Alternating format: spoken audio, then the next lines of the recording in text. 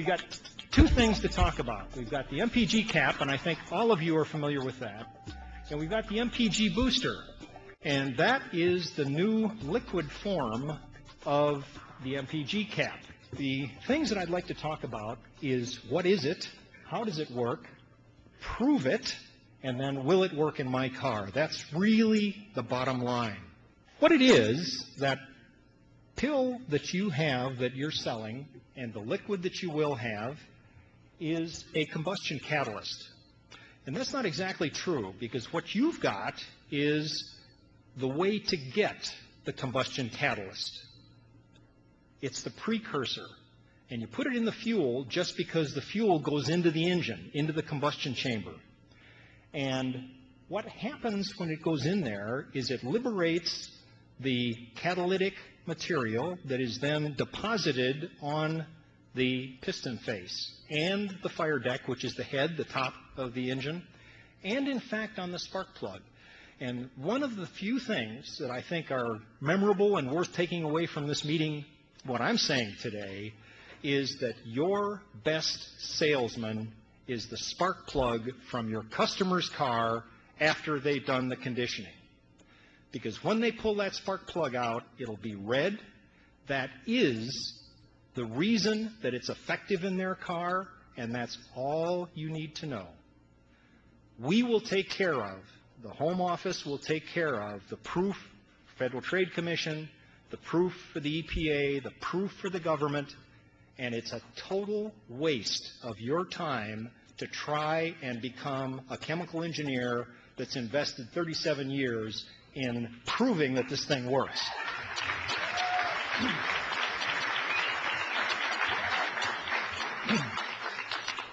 What a combustion catalyst does is this. This is a pit fire in Norway, and it's in exactly the same amount of crude oil in both pit fires.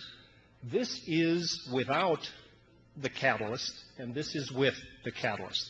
Only difference, except it was a little bit lighter day, so they had to adjust the, because there was so little smoke, they had to adjust the focus on the camera. That's why the sky looks darker. They were trying to show what little smoke, just that there was some smoke left.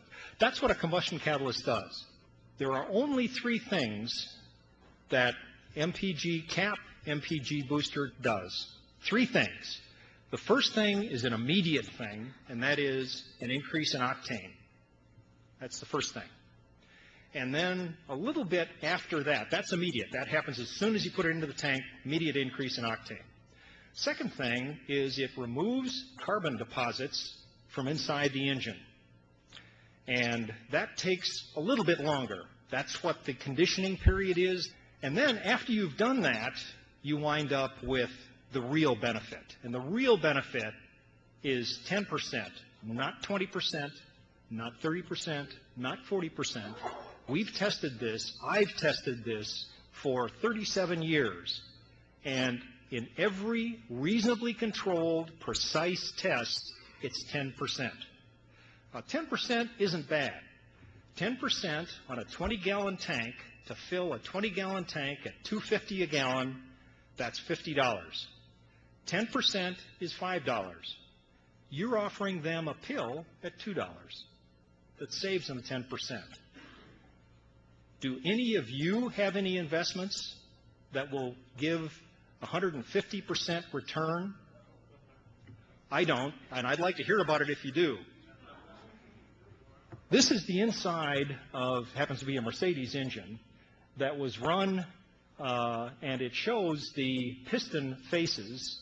It's got the head taken off after 25,000 miles usage of the MPG boost. And you'll notice that there's carbon up here, and this is now 25,000 miles after continuous use, proper use of the MPG boost, and you see the red color. That is what gives the benefit. It's not the pill that you are selling. It's not the pill that your customer is putting in the fuel. It's what happens to that pill after it dissolves, when it gets in the combustion chamber and goes through the flame combustion.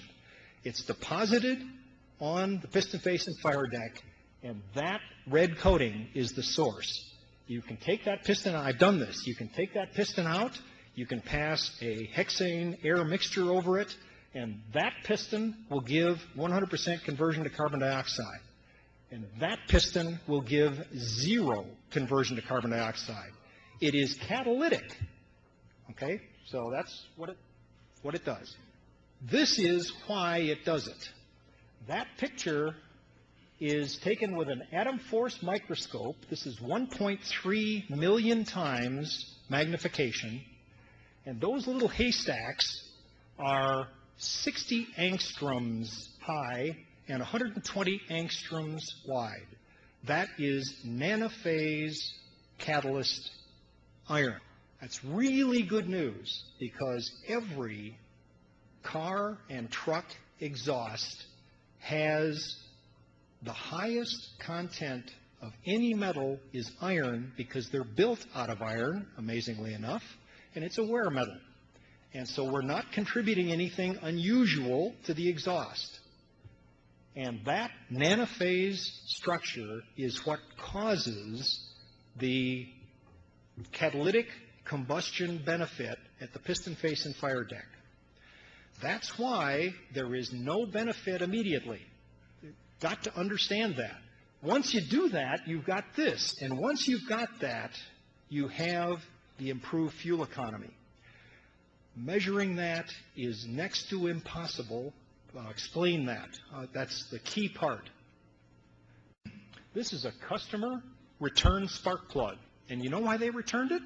Because it was red. Spark plugs aren't supposed to be red, and they were absolutely right about that. Spark plugs aren't supposed to be red. They're supposed to be black and smelly. This is completely clean. It's red on the electrode and red on the shoulder. That is the catalytic base of action. If that red coating is present in your customer's car, and it will be if they use the product properly, they will get the fuel economy benefit. And it'll be 10%, not 20%, not 40%. Some cars will show larger numbers. Some cars will show smaller numbers. This is the heart of the matter. This is a spark plug core nose. The core nose shows the iron coating down to this level. However, that is a totally non-conductive coating. It's an insulating coating. And that white stuff is porcelain, which is an insulator. And that little black thing in the center was the electrode. That's carbon or platinum. And that's what's supposed to conduct the electricity. These red spark plugs have been gotten back in reasonable quantity by Champion and AC, the two that I've talked to.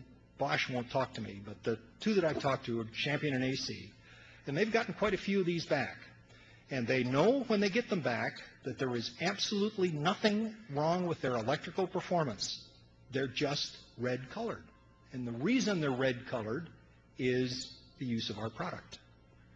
If it's red, he's getting the 10% benefit. If it's not red, he's not using the product properly, and he's not getting the 10%. This, just to kind of complete the story, these are oxygen sensors. And all cars have 2 of them now. They used to have just 1. And these control the engine. And this came back as a customer complaint also. And lo and behold, it was red. It was red on the outside, and the catalyst, which is zirconia, was shiny silver and 100% active. We had oxygen sensors tested by the manufacturer, and the red oxygen sensor tested as equally effective as the top 5% of the manufacturing range of oxygen sensors. It does not deteriorate in any way oxygen sensor or exhaust catalyst. In fact, 50,000 mile testing, which is the catalyst durability test, 50,000 mile testing with the MPG-CAP technology showed an improvement in all 3 exhaust gases, hydrocarbons, carbon dioxide, and oxides of nitrogen, when the MPG boost was used versus the exactly same car run at the same time where it didn't use the MPG boost. So it was an exact apples-to-apples comparison. Improves catalyst performance, does not deteriorate spark plug or oxygen sensor performance. Red is good. We like red, right? Okay. Prove it that this product is different. It's not like those other 100 products that EPA has tested and the magnet, one of the very few that the Federal Trade Commission has had taken off the market. This one actually works. And the way they can tell it works is it will give them something absolutely unique in the fuel additive and catalyst industry, and that is if you pull out the spark plug, it's red. And that red is not paint, it is the catalytic coating, and that's the reason it works. Double-blind statistical study. I used to work, in fact, when I first did this development, I was working for a pharmaceutical company. They insisted that we prove it. So we did with their sales fleet. And it was done in 1973, 270-car national sales fleet. That means that the cars were operated by salesmen all over the United States. And we split that fleet into 3 groups. One had what's called a placebo, which means that they got a sample of a liquid that looked just like the other 2 liquids, but it was nothing but a solvent, could do nothing to improve fuel economy. The second one had a detergent in it that cleans up the fuel system. Back then, that was thought to be important, so we wanted to see what a detergent did. And then the MPG boost formulation in the third. And then they did a 1,380-mile dose at a single concentration to condition the engine, and then the final 4 weeks showed with the placebo, the solvent that could do nothing, it showed nothing. No change, less than 1%. The detergent, which maybe should have done something, it did absolutely nothing on highway. Very, very typical. MPG boost, amazingly enough, 9.3%. We did another test in 1995. The full fleet of 1,600 units, and this is the percent change month by month in fuel economy, and this block is when they used 1 month of the MPG boost at the conditioning, and then 3 months with the normal usage rate. And what you see is it bounced up to 10%, and then they stopped using it. Does anybody here remember why this stuff works? Anybody remember? Does it have to do with a catalyst coating on the piston? And do you think it's possible that if you stop using that catalyst precursor, that maybe that catalyst coating might last a little while? Does that sound reasonable? It's exactly what happens. And then it went away completely.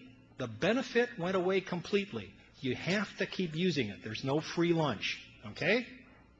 Anybody got that?